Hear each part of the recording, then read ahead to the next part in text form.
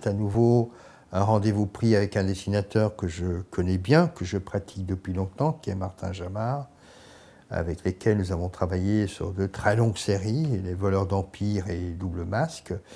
Et je lui ai proposé un pari nouveau, puisqu'il s'agit d'une fiction, et j'insiste sur le mot fiction, autour de Vincent de Paul. Les gens qui ne connaissent pas Vincent de Paul, qui ne s'embarrassent pas de charité, de foi, de bienveillance, de tous ces mots qui sont dans l'ouvrage et qui sont essentiels, peuvent aussi le lire comme un polar.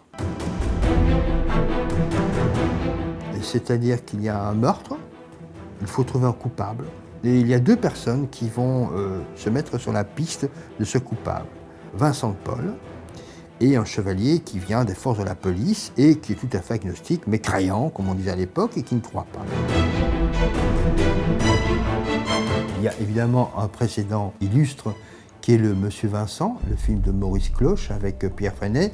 J'ai senti que je devais me méfier et trouver notre Vincent à nous, et peut-être au niveau physique, au niveau énergique, au niveau de ce qu'il pouvait dégager, plus en prise avec notre monde contemporain.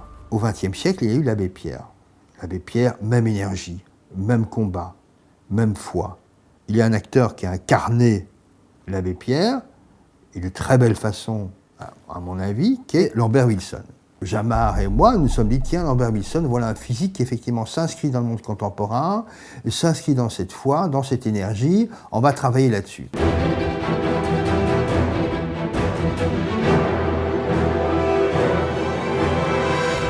Un homme comme Vincent de Paul, avec sa grande simplicité, passe aisément des raisonnements, des actions, des agissements que l'on peut trouver dans les bas-fonds, au vocabulaire, aux rites, aux coutumes que l'on trouve à la cour.